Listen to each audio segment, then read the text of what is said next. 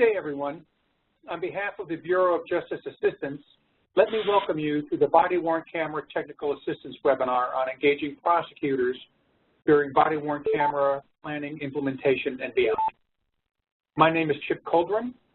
I'm the Managing Director for Justice Programs at the CNA Institute for Public Research, the Director of Technical Assistance for the Bureau of Justice Assistance's Body-Worn Camera Technical Assistance Program, and I will begin the introduction for today's webinar.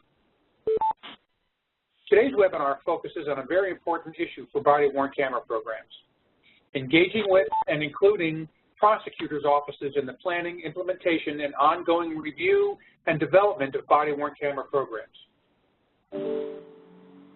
It goes without saying that the active involvement of prosecutors in the planning and implementation of a law enforcement body-worn camera program is essential to their success.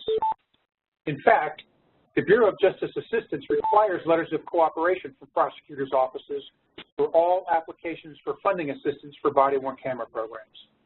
This, if nothing else, validates the important role of prosecutors in body-worn camera programs. Today's webinar will cover the following topics: a discussion on the topics that police departments and prosecutors' offices should consider during body-worn camera program planning and implementation, ways to keep prosecutors involved in the body-worn camera discussion after implementation is complete, and law enforcement representatives from the Hogansville Police Department in Georgia will discuss lessons learned and best practices from their experience coordinating with their prosecutor's office during and after their program implementation. Toward the end of this webinar, John Markovic, Senior Policy Advisor at the Bureau of Justice Assistance and Director of BJA's Body-Worn Camera Initiative, will provide some concluding thoughts and remarks. The technical assistance team members and site representatives we will hear from today include Nelson Bunn, Executive Director of the National District Attorneys Association. He and his colleagues have provided very valuable assistance to jurisdictions across the country regarding prosecutor involvement in body-worn camera programs. Damon Mosler, Deputy District Attorney in the San Diego Prosecutor's Office and an active subject matter expert in the BJA Technical Assistance Program. He has valuable lessons to share regarding his own experience with body-worn cameras and based on his involvement with a number of other jurisdictions as a technical assistance provider. Then, Sergeant Jeff Shepard and Michelle Toth, the court clerk from the Hogansville, Georgia Police Department. This department has maintained a body-worn camera program since 2008, and they have some valuable experiences to share with us as well. Thanks to all of them for sharing their time and experiences with us and for working with us on putting this webinar together. This is one in a series of webinars sponsored by the Bureau of Justice Assistance and coordinated by CNA for the Body-Worn Camera Technical Assistance Program. We thank the Bureau of Justice Assistance for its investment in body-worn camera grant program, in the body-worn camera toolkit, and in a range of technical assistance resources and opportunities for agencies implementing body-worn cameras. The Bureau supports state, county, local, and tribal law enforcement agencies in many, many ways. We are grateful that they do. Permit me to make a few other comments. First, if you're not speaking on the webinar, please put your phone in mute mode. As many of you know, the background noise can be distracting as we go through the webinar. Also, this webinar is recorded for the benefit of others who may view it later on our website. There will be opportunities for questions and participation. So please make your thoughts and questions known. I can assure you that others will appreciate hearing what you have to say. If you don't get a chance to voice your comments or questions, please use the chat utility to the right of your screen, and we will do our best to respond to your input. Following the webinar, you will receive a quest to evaluate it. Please complete the evaluation, and please give us your honest thoughts and recommendations. And please let us know what other topics you think we should cover on future webinars. Now, let me also thank Samantha Reinerson, Denise Rodriguez, and Elliot Harkavy at CNA who do the background work to make sure these webinars go smoothly. So thanks to them. I'm now going to pass this off to John Markovic from BJA for a few other opening comments. John? Hello? Yes, we hear you. Okay, thanks. Good day. As Chip said, my name is John Markovic, and I'm the Program Manager for BJA's Body-Worn Camera Policy and Implementation Program, better known as BWC TTA. I just want to provide a brief overview of the program for background. We started this program in May of 2015, responding to the emerging needs of state, local, and tribal law enforcement agencies. We developed a grant solicitation and technical support material with the help of CNA and their partners. We stood up the body-worn camera toolkit. That all led to the funding to support training and technical assistance for CNA, as well as to provide competitive grant awards to local law enforcement agencies. So in the fall of 2015, where are you headed? After a competitive announcement, a competitive grant solicitation, BJA announced over $19 million for the body-worn camera pilot implementation program to 73 agencies. In 2006, we added another 106 sites for $17 million in funding. And in 2017, we included another 83 sites with over $14 million in funding to those localities. So bringing the three-year total to 262 awards, we've now awarded over funding to support over 51,000 cameras. This year's solicitation closed at the end of May, and we expect to be announcing awards at the end of the fiscal year, which ends September 30th. Now, when we developed this program, BJA realized that body-worn cameras were quickly becoming popular and could become part of an effective law enforcement strategy aimed at three goals: improving public safety, enhancing evidentiary value through effective use of digital footage, and improving public trust between police and the citizens they serve. But we knew as well that none of these outcomes are automatic. It was clear that they can be achieved provided the BWC program is implemented correctly through coordination with other stakeholders, perhaps most importantly, prosecutors. They're vital to the process. When body-worn camera programs are instituted, we knew it was when we instituted our grant program, we knew that it was critically important that prosecutors be involved in the planning and policy development processes. Prosecutors will be required to view BWC footage as they prepare for cases in which that footage is relevant. Currently, there are many jurisdictions that are now coming to terms with the volume of data and the need to plan carefully with prosecutors. So in Virginia right now, there's a bill being considered that would require local police departments to hire one additional entry-level analyst to provide funding to hire one additional assistant Commonwealth attorney for every 50 body-worn cameras deployed.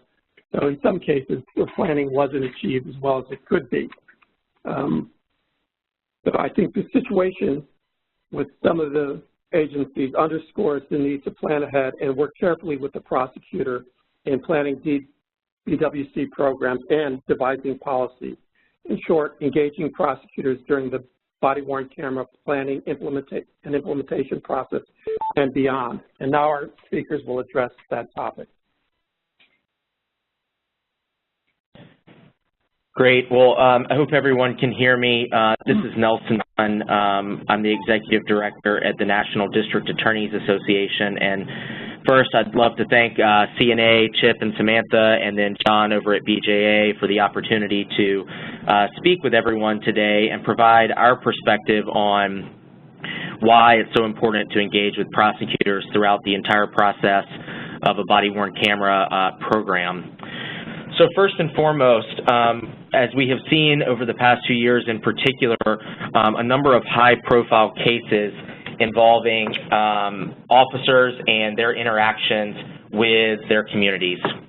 We've seen this captured through cell phone videos, dashboard cams, which body cameras are sort of the next iteration, if you will, from the stationary dashboard cams. And it's really called into question public trust with law enforcement and whether or not the incidents captured are accurate, and how body cameras could maybe serve as a potential tool or strategy by law enforcement and prosecutors to address their efforts in protecting the communities they serve. We have continued to see a rise in the use and importance of technology in general and how prosecutors handle their jobs.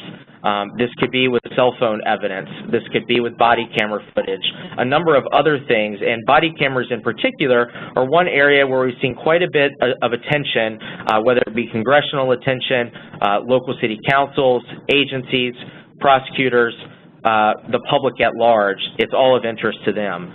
So why is it so important for us to look at body cameras today? As was mentioned by John, accountability and making sure that the communities that law enforcement and prosecutors serve feel that their law enforcement officers are protecting them and upholding the law. Second, with officer safety. And then third, making sure that incidents are captured accurately, potentially through the use of body cameras, and that can help as a strategy moving forward for law enforcement and prosecutors as they investigate incidents. In terms of attention that body-worn cameras have gotten at the federal, state, and local level, starting with the federal level, we've seen several bills be introduced, both in the House and Senate, looking at ways to encourage law enforcement agencies, prosecutors, other stakeholders to engage on body-worn cameras to make sure that programs are in place. These pieces of legislation are looking at providing funding for purchasing cameras, making sure that agencies have adequate retention policies in place for data, making sure that they're collecting data, and then whether or not it's a good use of funds to implement a body-worn camera program that can then be used to increase public trust, to increase data that's used for other investigative purposes. So that's where the federal level has come in. At the state level, we've seen a number of state legislatures take up the issue as well, whether it be South Carolina, one of the first states to look at the issue, Illinois, which has passed legislation that is pretty prescriptive in terms of what policies and procedures need to be in place and implemented by agencies in the field, or other states like Arizona that has looked at putting together a study committee to really look at what the issue entails. There was a hearing on Capitol Hill, and the end of the day, and one of the things that I think we all should keep in mind is that body-worn cameras are not a silver bullet in answering all of the problems, but could be used as an effective strategy when implemented correctly and when the proper stakeholders are at the table. And then also we've seen local pilot programs, whether it be an individual agency looking to pilot on their own proactive nature, or whether it be through funding, through other sources to implement pilot programs. We've seen a number of local jurisdictions, and we'll hear from one later in this webinar, talk about how they're implementing those programs at the local level and engaging with their stakeholders. So, in terms of initial steps and what agencies and prosecutors can all think about when looking to implement a body-worn camera policy, if there's any point that I can make during this webinar, and I know that others will echo this point throughout the day, it is so vitally important to engage prosecutors early in the process when even considering looking at implementing a body-worn camera program in your jurisdiction. Too often prosecutors are brought in late in the process, and at that point it brings a number of barriers and other complications when understanding what the local law enforcement agency's guidelines are, what their policies and procedures are for maintaining data, chain of custody issues, who is responsible for passing along that information to the prosecutor's office? Is it done through an online system? All of those become important in the discovery process for prosecutors as they look at individual cases. So again, if anything is taken away from this webinar, it's to engage prosecutors as early as possible in the process for policy development and other guidelines. This could be as simple as asking your local law enforcement agency to sit down and talk about what challenges may exist if there's a body-worn camera program being implemented, ways to exchange information. I think more times than not, we all understand that communication and information is really one of the biggest hurdles to overcome. And so making sure that all of those chains of communication are in place are vitally important. And then you'll see my second point on this slide is the end result without engagement with prosecutors is oftentimes missing, incomplete, and inadmissible digital evidence in court, which, as all of you know, proves very problematic throughout the investigative and ultimately during the prosecution process. In terms of best practices, can they be established given that jurisdictions vary across the country? I think it's important to understand what key elements may be able to be replicated. Certainly every jurisdiction is very different, but there may be certain high-level elements that could be included in any body-worn camera program, and so it's important to engage with your law enforcement agencies and the prosecutors' offices to understand, are there commonalities that we've seen in other jurisdictions that can be replicated? We've seen a number of state prosecutor associations put out policy papers on how prosecutors can engage with their local law enforcement agencies. Some have been strictly from the perspective of what a prosecutor's office needs to think about. Others have been from the prosecutor perspective to law enforcement agencies on what they should be thinking about so that everything goes as smoothly as possible once evidence gets to a prosecutor's office. So then some key issues to consider. Cost of cameras. More times than not, I hear discussion around purchasing cameras and understanding what that costs, but it's important to understand what the costs are for storing footage. As was mentioned earlier, as body cameras become deployed at a greater scale, we will just see volumes of digital evidence being produced that will cost a lot of money to store over time. I remember one sheriff's office mentioned to me at one point, this was a large jurisdiction, that just to store all of the body camera digital evidence from their jurisdiction for 1 year would cost over $1 million. So it's really important to consider and understand what the cost of that storage would look like. And then also personnel. Inevitably, you will have to have individuals that will review all of the volumes of body camera footage to understand what needs to be redacted for privacy concerns, what's usable, what's not. Does anything need to be cleared up to understand what you're looking at? There are a number of issues that require a human being looking at the footage to analyze and understand next steps. Data retention and storage policies. Not only the cost, but what policies and procedures need to be in place for data retention. How long does it need to be retained? Are there certain guidelines for storing it to ensure that the prosecutor's office is able to use that as evidence? Does it get stored in the cloud? What kind of security concerns come along with that? Then on and off policies. Do officers in the field need to be turning on their body cameras the entire time they're on shift? Are there times where it can be turned off when they're riding around in a patrol car? That's something that has not been unilaterally decided. There are a number of different perspectives on that, but it's a key issue that needs to be discussed. Audio. As we advance in the use of body cameras and the technology surrounding them, audio becomes a more important element to consider, not just what we're physically seeing, but what we're hearing as well, and what that means for a given case. And then also understanding any restrictions on the use of footage on the civil side. I think more times than not, prosecutors think about the criminal side, but there are instances in which civil issues could come up, and so you need to make sure that any restrictions on the use of that footage are taken into account from that perspective as well. A few other issues to consider. Freedom of Information Act request and understanding any open records restrictions. You look at states, Florida, Washington. There are others that are complete open record states, and understanding how that body camera footage could be accessed. Other states have looked at carving out special exceptions for body camera footage so they're not subject to Freedom of Information request and open records request. So understanding that is also important.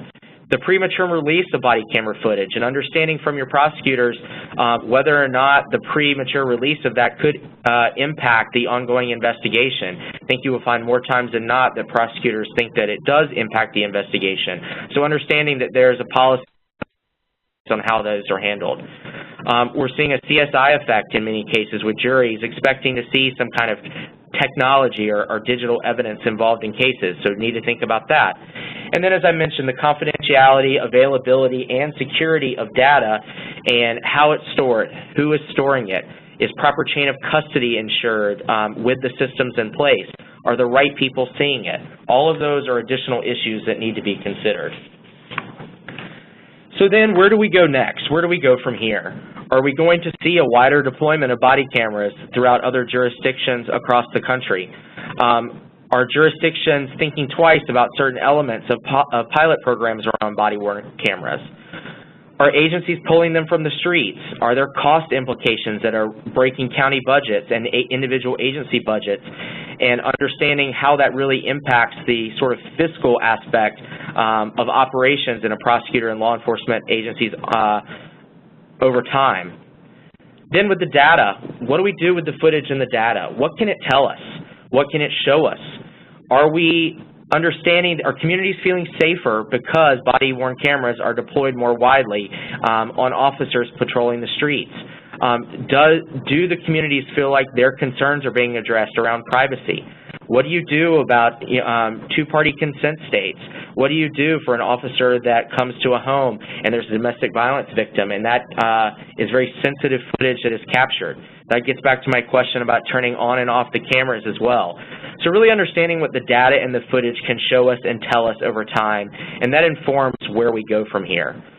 As I mentioned, do communities feel safer, and do they see law enforcement as more accountable? Do officers feel safer by having the cameras? Does it allow for a more accurate depiction of incidents that occurred?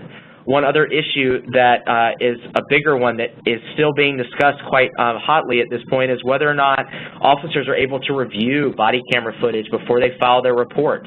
Are they remembering an incident accurately and understand, and so whether or not they're able to see the footage before or after that report is something that's widely debated. And so with that, that sort of brings me to the conclusion of the high-level items that may need to be considered when looking to implement a body-worn camera program and really engaging prosecutors from the beginning of the process.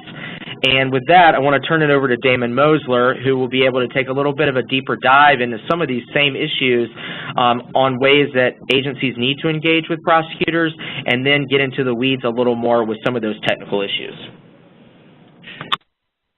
Thank you, Nelson. I've been a prosecutor for 26 years, and I've been fortunate enough during most of those years to work very closely with my law enforcement partners. And for 4 years, I actually reviewed officer-involved shootings and helped officers with those particular cases. For the last 4 years, I've been working as the body-worn camera coordinator for my county and helping other prosecutors and law enforcement agencies throughout the country interface in ways I think they've never interfaced before. As outlined by Nelson, early interaction between deploying agencies and the prosecution partners is very important.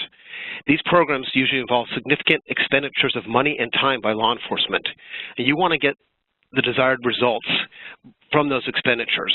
If you have not worked closely with or have a strained relationship with your prosecutor's office, this is a needed chance to mend or extend those relationships. Since as an end user, the prosecutor's office can make things difficult or impede the successful implementation of a body-worn camera program or slow down the timing if worst-case scenario occurs. So if you are not on the same page, you need to see and become on the same page with respect to workflow, how your agency as a law enforcement brings cases and delivers cases to your prosecutors and what they do with it, and in turn, how it gets to the defense and eventually into court.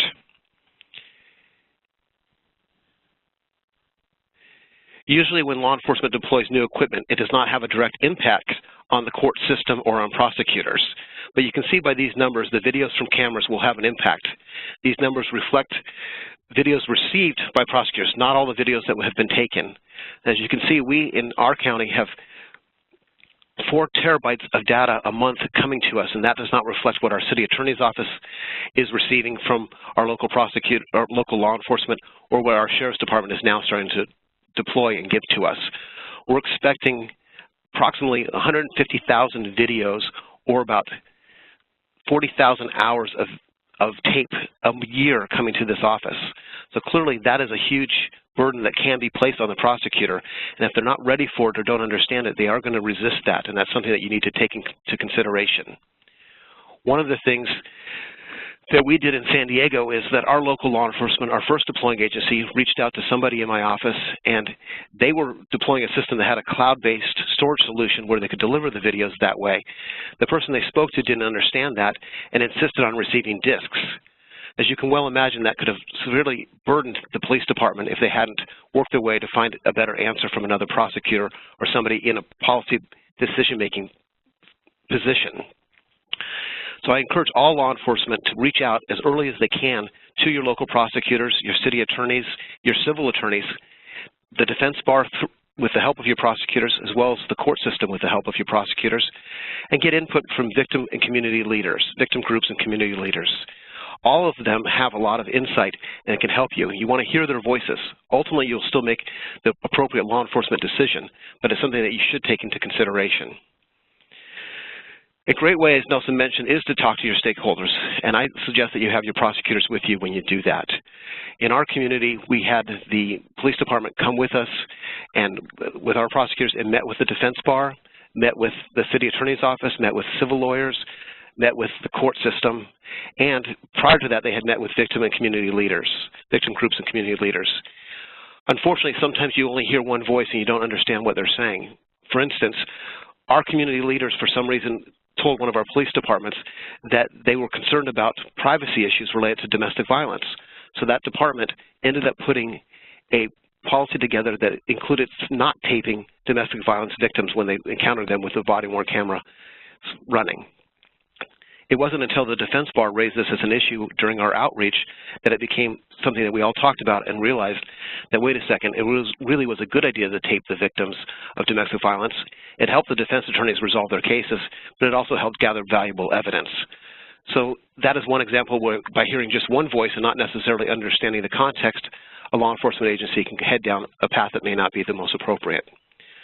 But when you do these stakeholder meetings, you need to explain how the equipment works, how it's going to be used in court, and address privacy concerns. Listen. You don't have to make those decisions at that time.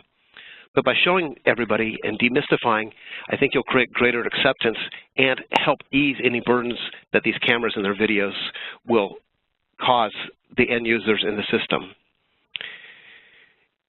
With respect to the city attorney's office, if you have a different prosecutor rather than a district attorney or county counsel, you'll need to speak with them. They are impacted as well. And as Nelson had mentioned, the civil cases have a ramification for the police agencies, both either being sued civilly or if there are civil lawsuits not related to the law enforcement, those civil lawyers will be requesting those videos, and you need to have a mechanism in place to deliver those videos and to make sure that they're the appropriate videos that are being delivered. Your civil attorneys who defend you will want to understand how you train with respect to use of force, and you'll want to get involved with them in having them understand that better than they've ever understood it before, because it'll be played out on videotape. With respect to the defense bar, it's important to explore both with the public and private defenders whether it's possible to work out an authenticity, discovery, chain of custody, and other admissibility issues, as well as storage concerns in advance. You may be able to develop a standardized way to provide recordings that are part of discovery. And that's what we have done in San Diego. By going and talking to the defense bar and showing them that there's an audit trail, showing that these tapes cannot be altered, showing that we can get to them in a fast way if they work with us, we've made it much easier to use the videos in court without the objections that you would expect normally, because they understand the technology and they understand that objecting is not going to work. It also helps that we had those same meetings with our judges and explained to them and showed them the technology so that way they would understand what's happening. Plus, they're a little bit curious anyway. But I think you need to discuss with your judges how the evidence is going to be presented in court, since there's going to be a lot more of it. Are the courtrooms equipped to play the recordings? And what about traffic court or other minor courts that perhaps don't have the same technology? Will you have your officers have equipment that can play it or bring it in for it to be viewed by somebody who had received a ticket where the case may adjudicate it much quicker? and determine whether you need any protective orders or you need to redact everything prior to this evidence being introduced into the court record or to the media. And as a prosecutor, my personal bias is that we need to get the recordings as early as possible, and we need to understand that there are recordings that exist, and that's something that you need to have those conversations. Several agencies in another jurisdiction had deployed cameras and never told their prosecutors. There was lots and lots of tapes that were never turned over in defense or in discovery on that particular case or those cases, and that could impact those cases in the long run. So you want to have those dialogues as early as possible and make sure that your prosecutors understand that the videos are coming and that you do have them. To do otherwise, for instance, with respect to the DA in my office who was asking to have discs burned, if we had 128,000 discs burned, that would cost the police agency quite a bit of money, and it would be a burden to our office as well. So prosecutors want to know, some of the basic things that the prosecutors are going to want to know. Impact workflow. In essence, they're the center of all the workflow that comes in. Once you file a case, all the information goes to them, they distribute it to the defense, and they distribute it to the court as needed. So how does the prosecutor know there's going to be a recording? Will you note that in your report? Will be something where you send over a list of the officers who have cameras? If every officer has a camera, will your prosecutors know that? When and how will the prosecutors get access or copies of the videos? Does the prosecutor have the ability to view them? Do they have the bandwidth to be able to receive them if you're going to send them electronically? That's something you're going to want to test out and know ahead of time. Otherwise, you may be frustrated because you have a cloud solution, but your prosecutor's office can't process the tapes in that fashion. And then make sure that they understand that there's a chain of custody and audit trail, and explain to them what it is and how to get that. One of the things that we find very helpful is we have a police department liaisons, somebody we can reach out to when we're looking for something that we may not have. And that's something you may want to consider, having designated people who are the point of contact for body-worn camera videos in case something has gone missing, been misclassified, or potentially deleted, letting the prosecutors know that happened, and having somebody available to search that. And then finally, as Nelson had mentioned, there's always going to be an issue as to where the videos are kept. Who's going to be paying for storage and how are they going to be stored? And what is the retention policy for these types of recordings as you classify them? And are you going to classify them in a way that does preserve them for the needs of the court system? Or will that be the burden that you place on the prosecutors? That conversation should be had prior to actually engaging in any contracts with a vendor. And then the question is, who owns the evidence and how will you present it to the prosecutor's office, or other things you need to talk about. And that's something your prosecutors can look at the state statutes and understand. One other aspect with respect to workflow deals with timeline of getting the videos. Some agencies are able to deliver the videos almost immediately with respect to a cloud storage solution, and if a prosecutor has a proper bandwidth, they can receive them. Others may not be able to do that, but if videotapes exist that have critical evidence, such as a domestic violence victim testimony, such as a DUI observation, or if there's a use of force by law enforcement on somebody that shows that it was justified by virtue of seeing or hearing the video, prosecutors are going to want those cases at the time they make issuing decisions and not later. You need to have those conversations. We do that in our county. One of our agencies is not able to get us all the videos at one time, but they know for us to evaluate a case that certain videos have to be submitted at the time they submit the reports for us to evaluate.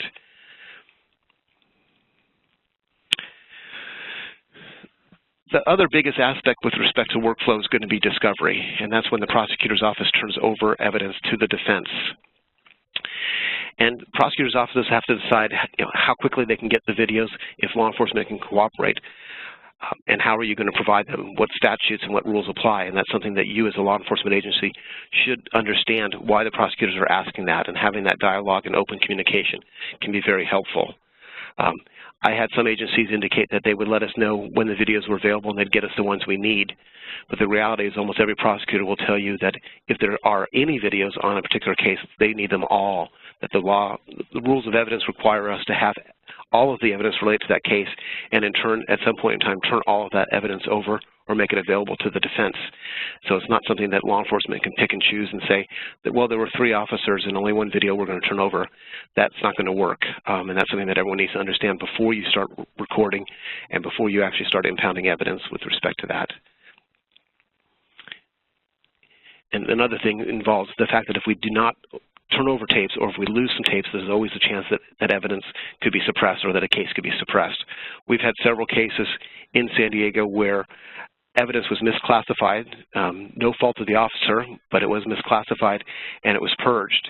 So the person in charge of records or a sergeant had to come into court, not something anybody wants to do, and explain to the court why that evidence doesn't exist anymore. Fortunately, most of the time there is redundant evidence with multiple officers and the case was able to proceed. But there will be cases where that may not happen depending upon retention and classification categories. As you decide whether you are going to be self-storing, storing off-site, or storing through a cloud service that allows you to turn over evidence quickly to your prosecutor's office, understand that that's something that they are going to be asking and that you need to anticipate in terms of your workflow and what you have. If you end up self-storing, you will be, in all likelihood, unless you have a portal that the prosecutor can reach into or accept evidence from, you will need to be prepared to burn disk or provide the evidence to prosecutors in a timely fashion. And that's something that you need to consider and use as part of your cost evaluation overall. Finally, there'll have to be conversations that you will have with respect to who's going to be responsible for redactions if videos are being released. Generally speaking, my office decides that we want to redact because we understand what it is we're looking for. But you may be surprised when a prosecutor's office says you may have to or discuss it, and that's something you need to have that conversation about. One of the things we've done is create a tracking system for us to be able to send to the law enforcement to say, do we have these videos? And it looks something like this. There'll be a particular case. All of the systems allow you to search by time, date, and location. Sometimes a video is not classified as to an event number, but that video is essential. And so don't be surprised if prosecutors are asking you to look for these and make sure that all the videos are there. Most importantly is going to be trial impact, and as Nelson had mentioned, there will be an expectation with respect to juries to hearing and seeing the videos. And it's important that the prosecutors understand how the equipment works and show them how it works, how it's stored, and how it's going to be delivered, because there will be malfunctions. So there's going to be off-camera events. There's going to be report variations from what's in the report and what's depicted on the tape. And the prosecutor wants us to present the appropriate evidence and have it explained in an appropriate way. If they understand that, they can ask the right questions of the officers to make sure that the officers aren't unfairly accused of malfeasance when that was not the case, because things were off camera, or perhaps the report doesn't reflect everything in there. You need to anticipate that though many more cases will resolve, you will have the possibility of additional overtime where officers are reviewing tape with the prosecutors in anticipation of testimony in sensitive cases. The prosecutor will want to sit down rather than just give the officer a report. The prosecutor will want to sit down and view the video and ask questions throughout. And that's important that the prosecutor have that opportunity to do that and you're prepared for that. Particularly in use of force cases. Those cases are going to be viewed very slowly and have them to be gone over and over and over again.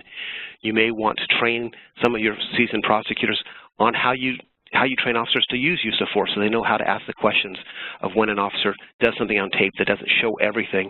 Why did you do this? Why did you grab the person at this point in time? We had several cases that looked initially on the video as something that was somewhat cringeworthy, if you will.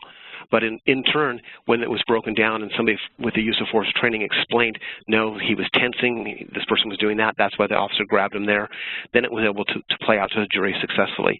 So understand that that's going to be something that the prosecutors are going to ask you about. In addition, colorful language and its role in reducing the threat of violence is something that prosecutors will have to understand. Many of them don't have that type of police training and haven't had to deal with those cases. So you need to be prepared to provide that type of insight to them. And that fact that when we do show the gritty side of law enforcement, we want to have the court and the public see the entire picture. And the videos will help us, but you need to help the prosecutor demystify what is being shown on the video. And finally, some of the things that you want to consider and what we do here in San Diego is I have regional meetings, and other agencies, I know other prosecution agencies do this as well. And I meet with every agency in our county who has cameras or is thinking about cameras. And we do that quarterly. And it serves as a purpose, one, to create as much as possible uniform policies throughout the county, but also to troubleshoot. One agency is experiencing certain issues, we talk about it, we come up with a solution, we improve by virtue of talking to each of them. They're improving how they record, what type of training they're giving their officers. They're also reporting to me variations in terms of how prosecutors are handling it. And sometimes prosecutors aren't doing things right. And by having that feedback and input and having a contact at the DA's office, you can improve how that goes. And that's something that you definitely want to think about. Offer to include the prosecutors in training sessions, have them there to explain. I've met with numerous agencies and talked to the officers firsthand what types of evidence I like to see on the tape if possible, knowing that they have to still do officer safety in terms of how they approach things, but that it's okay to narrate at times. It's okay to walk through a scene after it's been in control and tell us what happened and what you saw. That picture says 1,000 words, and it can really save a lot of time in the long run. But those are things that would occur as a result of training and working with prosecutors and developing that coordination at the front end. Those are the types of things you can do, and you can enhance and improve the videos and make them more valuable for your agency and for your prosecutors and for the court system. So I encourage you as early as possible to get your prosecutors involved and find the right prosecutors to get involved. Don't find the ones that don't understand the technology. Come in and show them the technology. It'll make a world of difference. Everybody's curious about this. Everybody's looking forward to having the opportunity to present video evidence, but we need to do it in a responsible way, and that comes through understanding how the technology works and how officers are trained to use it. And with that, I'm going to turn it over to Jeff Shepard and to explain a little bit more exactly how things work when you're a police officer with the cameras. Okay, thank you, and we'd like to thank Department of Justice assistance and to Samantha for inviting us to participate. I'm Sergeant Shepard with the Hogansville Police Department, and I have Michelle Toth here with me, who will be answering some questions later if you have them. I have 21 years in public service with 11 years at the Hogansville Police Department. Ms. Toth is court clerk and has been with the City of Hogansville Court Services for 14 years, and she is our BWC evidence coordinator.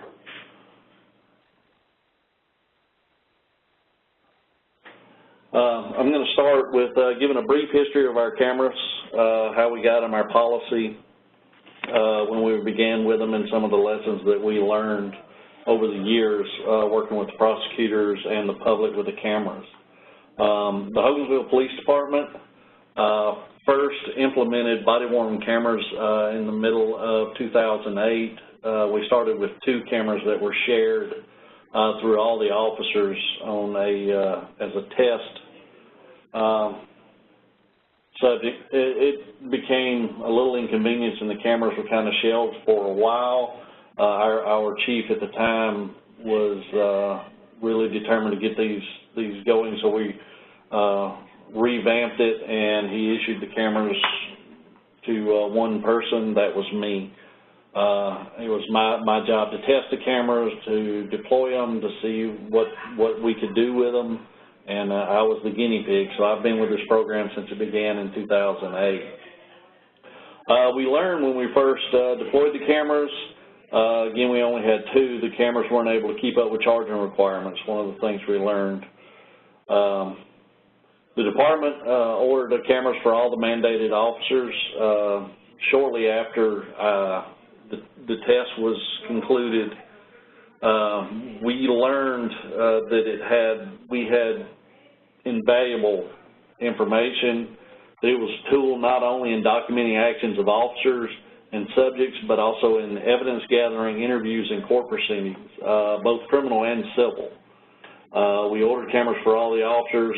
We built an in-house server to store our videos due to the fact that the cloud was actually more expensive than our department could afford. The cloud cost more than the cameras themselves. It didn't take long for prosecutors to become accustomed with our body-worn cameras. We started talking to the prosecutors when we began the program. As the 2 speakers before me said, I'd like to reiterate, it is important that you get the prosecutors on board. We showed them the cameras, we showed them the video capabilities. Over the 10-year period that we've deployed the camera systems, our DA has become reliant on the footage from body-worn cameras. to the point that they require footage from the body-worn cameras and case files, or they require a statement to be in the case file signed by the prosecuting officer explaining why there is no body-worn camera video. It's one of the first items that defense attorneys request in court cases as well. Officers, when we first deployed them, they were resistant. They viewed them as management was going to be keeping an eye on them. Officers now have got to the point to where they see it as a tool. Most of our officers, as soon as they come in, the first thing they ask for when we hire new officers is a camera. They don't want to work without having an issued camera. What cameras to use? It's all going to be dependent on basically on departmental preference. We tested several cameras.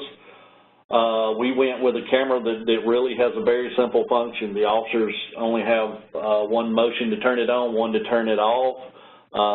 There is no controls for the officers to work with the volume control, the video. Everything is preset on a computer before they're issued the camera. We chose that because it was easier to integrate that into training with the officers and develop the muscle memory for the officers to turn the cameras on and off. So basically it is going to come down to departmental preference.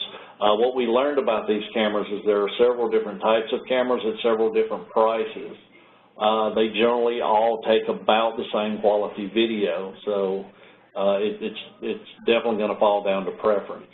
How to store your videos is the same way. It's like the prosecutor said, larger departments are going to have thousands of videos come in weekly, monthly, and yearly.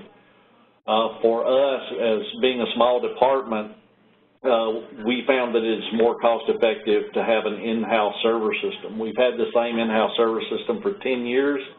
In the 10 years that we have deployed cameras, we have only had to upgrade this server system once. We are about to upgrade it again with a redundant system. Our IT department is building basically our own cloud server.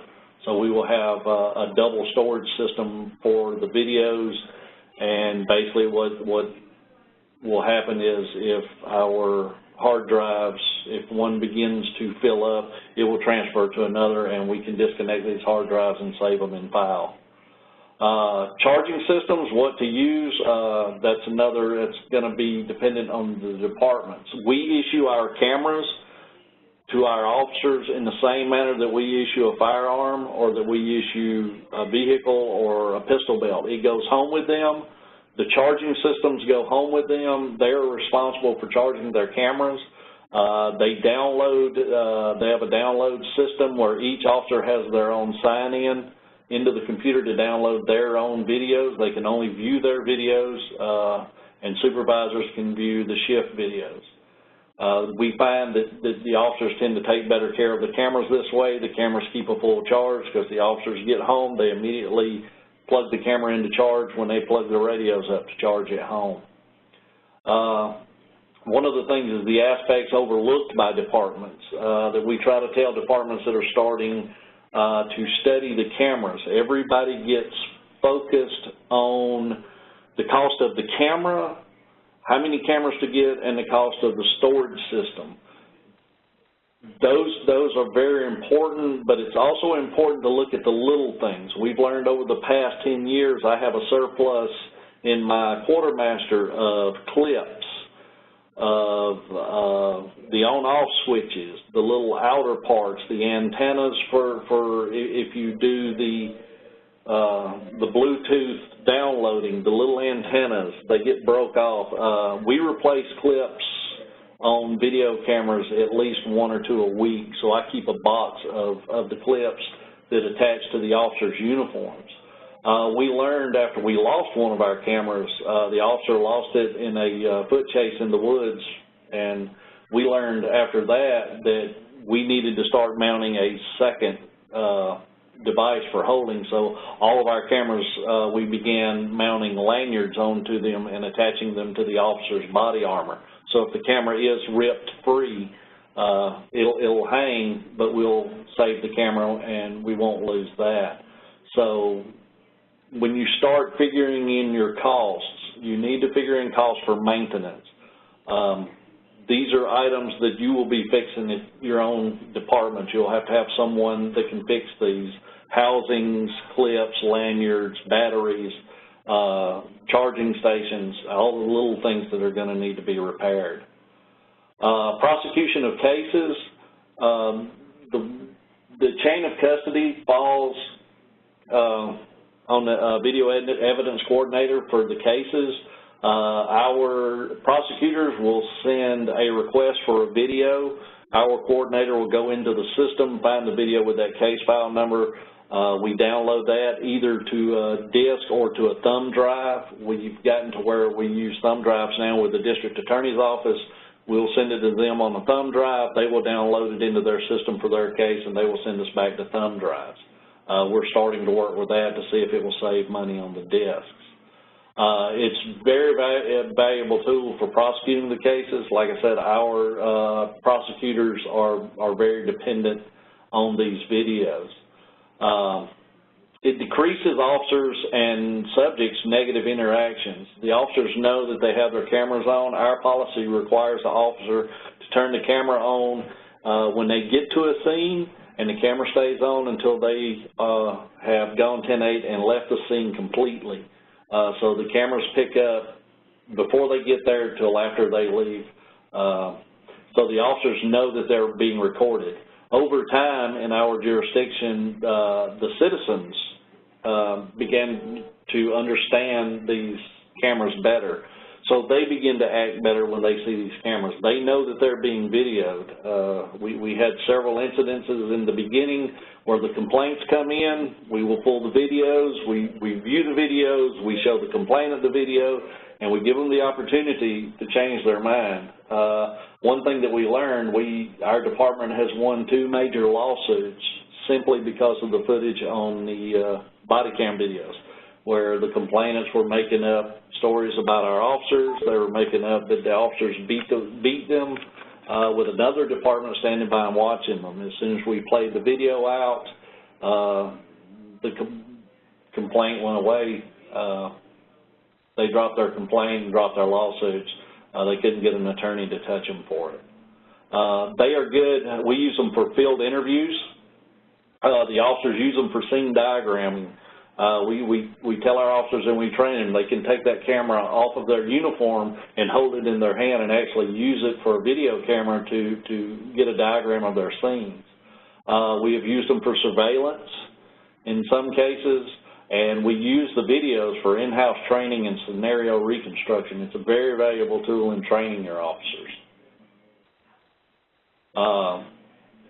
Body-worn cameras are one of the things, the last thing that I want to emphasize is body-worn cameras are no more or less than a tool.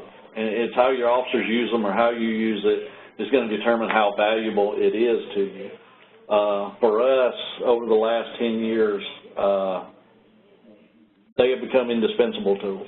It is one of the most important things on our tool belt, and if you utilize the cameras and you use them right, and the prosecution sees what can be done with these videos and the defense, if you work with your prosecution from the very beginning, your prosecutors, your court services, it will become a valuable tool for you. That being said, at the end of my presentation, I will send it back to Chip.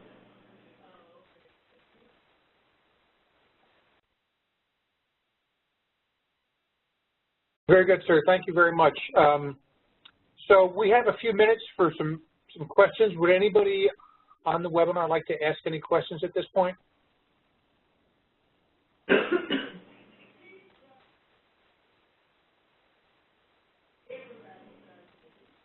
Well, I actually have two questions that were submitted to us prior to the webinar.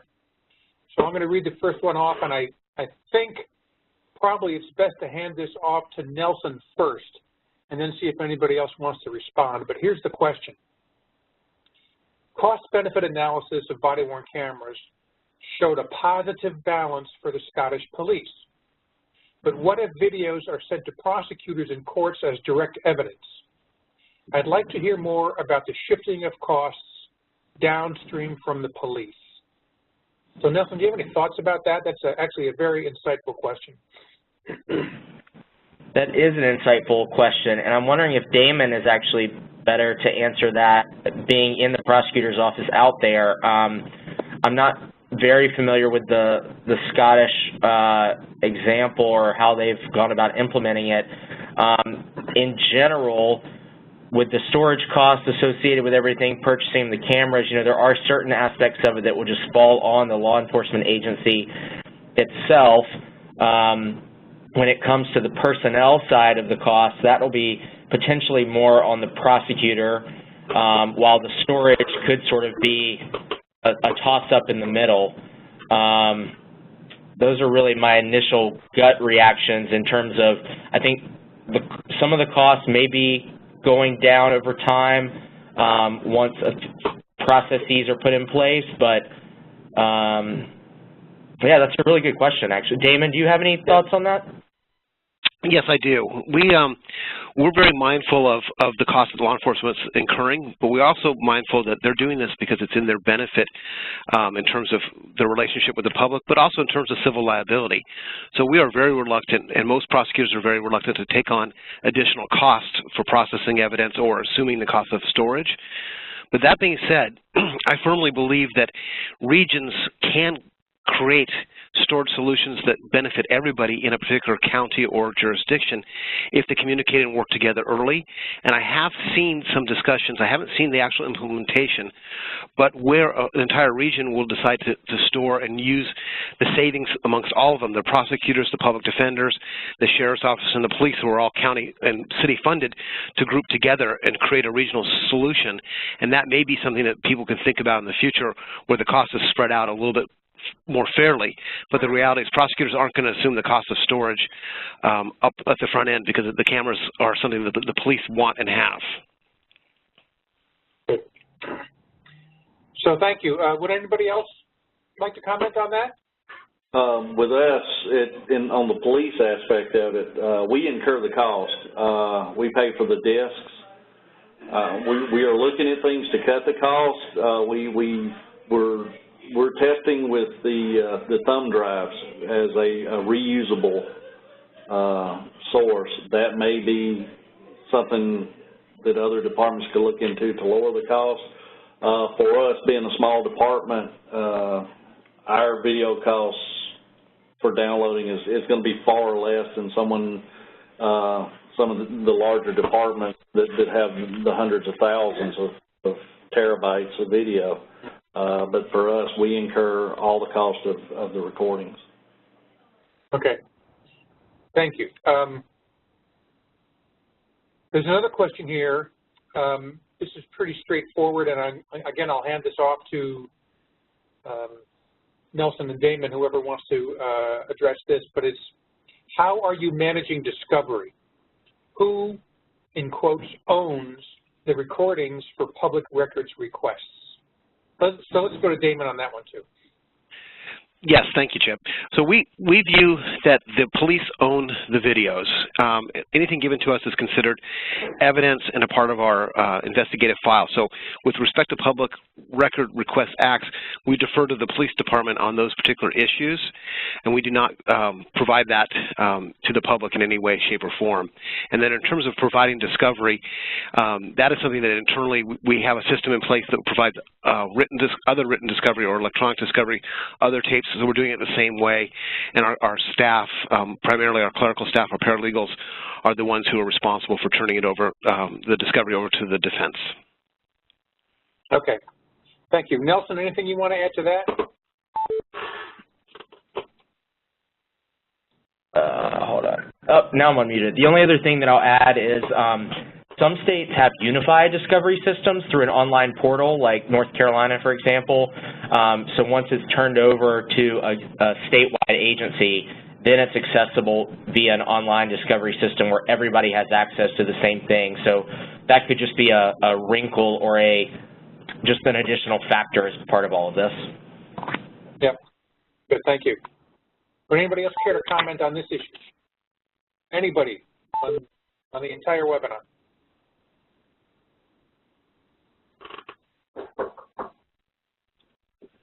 Okay, there's still a chance. I'm sorry, go ahead.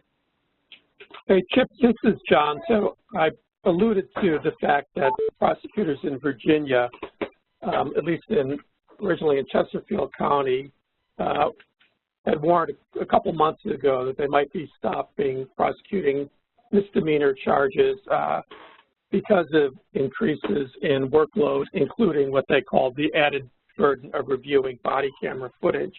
That culminated in some legislation that's now being considered that would require local PDs to provide compensation, I believe, to hire an additional entry-level assistant Commonwealth attorney for every 50 body-worn camera programs they deployed.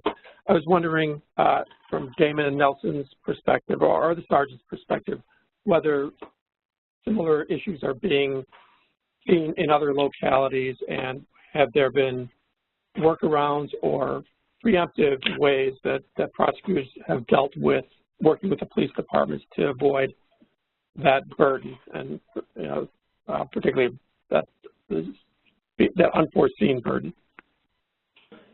Generally with us, once we turn our cases over to the prosecutor with the videos and the case, any discovery that comes in and goes straight through the prosecutor. They have to get any information from the prosecutors once we turn it in. As far as with open records, with news media or anybody that requests a video from us under Open Records Act, we counter the cost. We charge them an hourly rate for the person doing it. We charge them for the equipment and for the redacting for any video that we put out under Open Records Act. They have to pay us.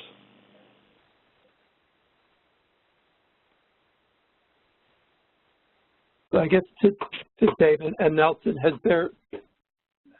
you experienced, seen any pushback from prosecutors about having to curtail other types of activities because they're overburdened with body-worn cameras? And again, I guess what were the solutions or preemptive efforts that were enacted to preclude that?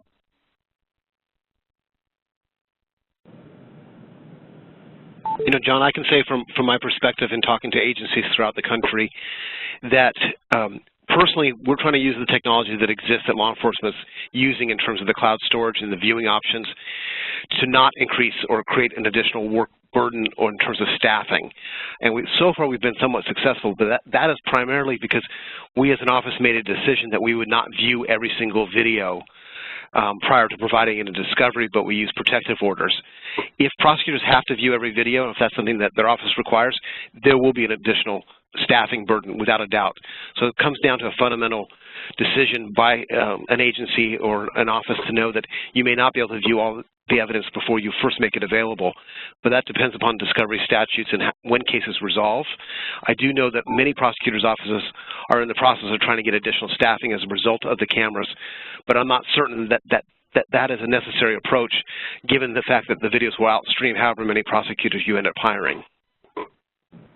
Yeah, and I think the only other thing I'll add is that I feel like oftentimes in the narrative you hear about purchasing cameras and that being a little bit more of the emphasis, where it's really the cost associated with storage and retention of data and the personnel to redact and go through all the volumes of evidence.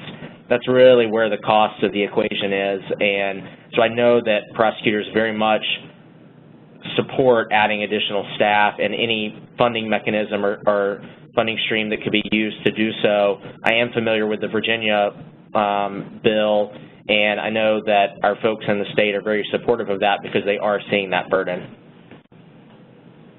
Great. Thanks. Very good. So thanks, everybody, for your responses to those questions. If anybody would like to bring up another question or make another comment, we have time for you to do so. If not, I'll turn this over to John Markovic for some closing remarks, but let's just give an opportunity for anybody on the webinar to raise a question or make a comment. Would anybody care to?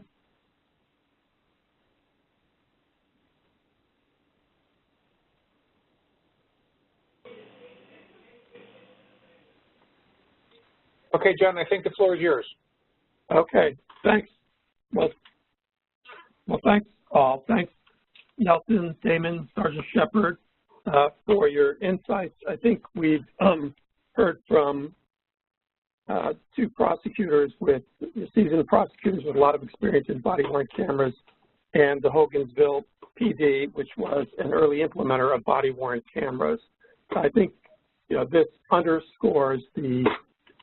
presentation underscores the structure of the body-worn camera program quite well.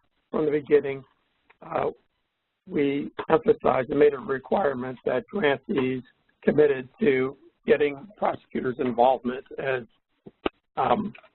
Nelson said, it's really the importance of getting the prosecutors involved early, often, and throughout the process, and that can't be understated. I think the presenters today really underscored that, and hopefully all of you that are listening are already working with your prosecutors, but if you're not, it certainly would behoove you to redouble your efforts to coordinate with your prosecutors to make sure you get the optimal use out of the digital evidence. As Sergeant Shepard indicated in Hogansville, the value of the footage can be quite great, particularly rather than implicating officers, it exonerates officers more often than not, and they were able to realize some benefits, as Sergeant mentioned, with the basically several lawsuits going away. So with that, I'd like to thank the speakers, and I'd also like to thank Chip, Denise, Elliot, and Samantha for pulling together, once again, another great body-worn camera webinar. Thank you, guys. And with that, I think we'll bring it to a close. Yeah, thank you, John. And again, thanks everybody for joining the webinar and for your participation. Take good care.